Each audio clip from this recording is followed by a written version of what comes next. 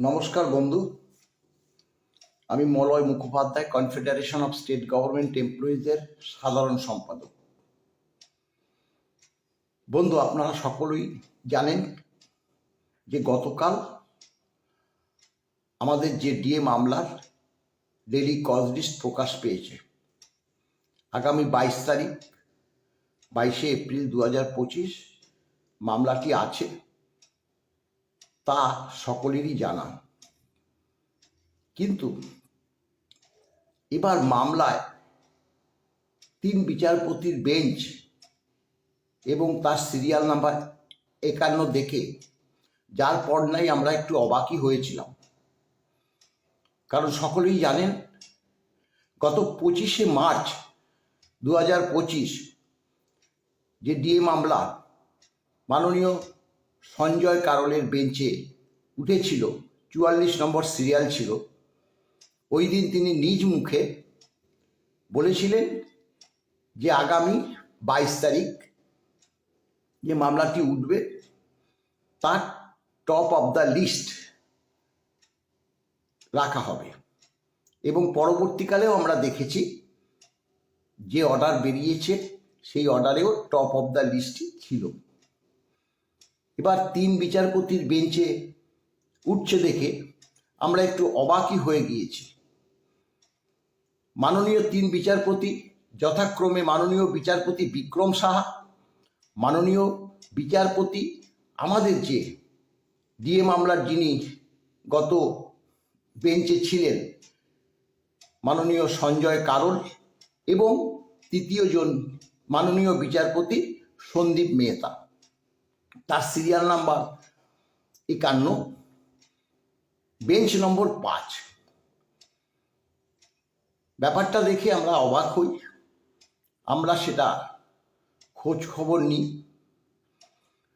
এবং যে PDF cause লিস্টটা বেরিয়েছে তাতে 1 থেকে 17 অমিট, অর্থাৎ ওই মামলাগুলো ওখানে স্থান পায়নি।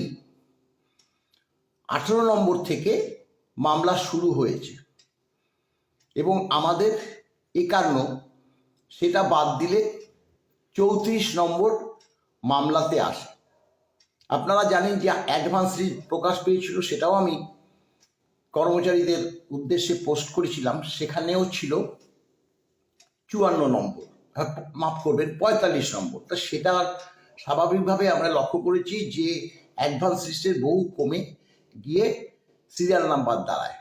গতবার 95 ছিল, সেটা 45 হয়েছিল। এবার ভেবেছিলি 22, 23, 24, 25-এর মধ্যেই থাকবে, কিন্তু 51 এবং 17 যদি অমিট থাকে সেটা 34। এখন একটা প্রশ্ন, যেটা মাননীয় বিচারপতি সঞ্জয় কারোল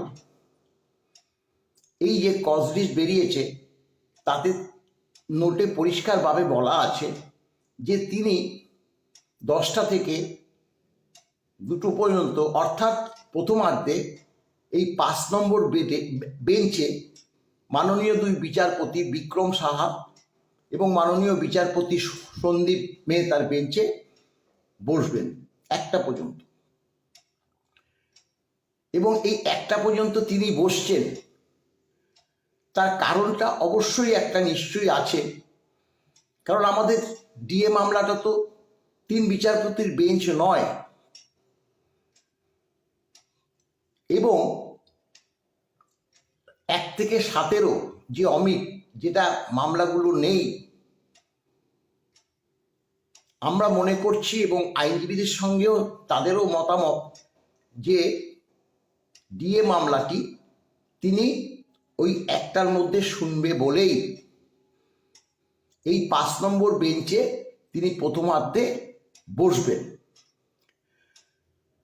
এবং আরও একটা জিনিস লক্ষ্য করেছি যে 5 নম্বর বেঞ্চে দ্বিতীয়ার্ধে তিনি 10 নম্বর বেঞ্চে চলে যাবে, অর্থাৎ 2টো থেকে বাকি সময়টা মাননীয় সঞ্জয় কারোল তিনি 10 নম্বর বেঞ্চে চলে যাবে এবং 10 নম্বর বেঞ্চে তার একটা পার্টহার মামলা আছে, সেই পার্টহার মামলা তিনি শুনবেন। এই যে আপনারা পুরো পিডিএফটা আমি দিতে পারিনি, নিশ্চয়ই আপনারা বার করে দেখবেন।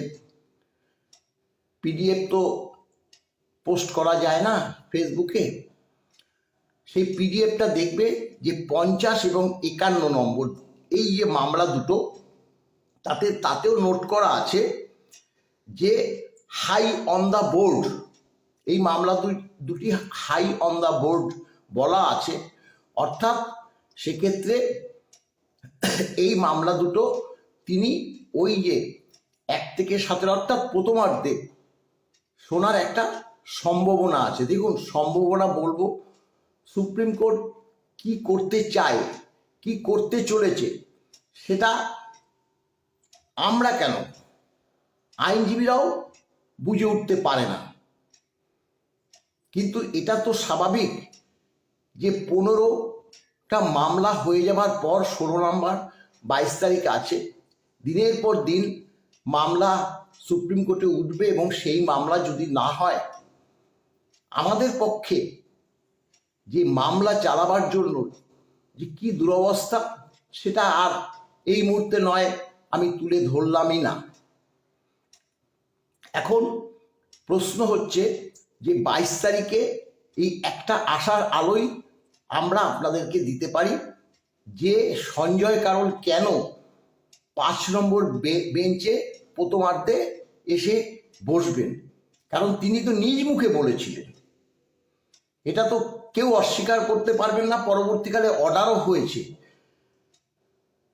যে টপে থাকবে আমাদের ডিএ মামলাটা, এবং ওই দিন তিনি নিজেই ডেটটা বলেছিলেন। প্রথমে 14 তারিখ আমাদের এখানে যে ওই উৎসব আছে বা সোমবার পড়েছে, সেই কারণে মঙ্গলবার পয়লা বৈশাখ হলেও সুপ্রিম কোর্ট তো খোলা থাকে, কিন্তু সেক্ষেত্রে পয়লা বৈশাখটাও বাদ দিয়ে পরবর্তীকালে যেটা 22 তারিখ হয়েছে, এটা সবাই মেনে নিয়েছে। মাননীয় জাজ দয় মহাশয় তারাও বলছে ঠিক আছে, 22 তারিখ টপ অফ দ্য লিস্টে রেখেই এই মামলা শোনা হবে।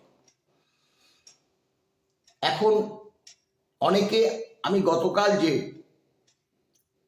পিডিএফটা ভাগে ভাগে মানে স্ক্রিনশট নিয়ে পোস্ট করেছি, সেটাতে অনেক কর্মচারী সমাজ বিভ্রান্ত হয়েছে, অনেকে বুঝতে পারছে না। তাই আজ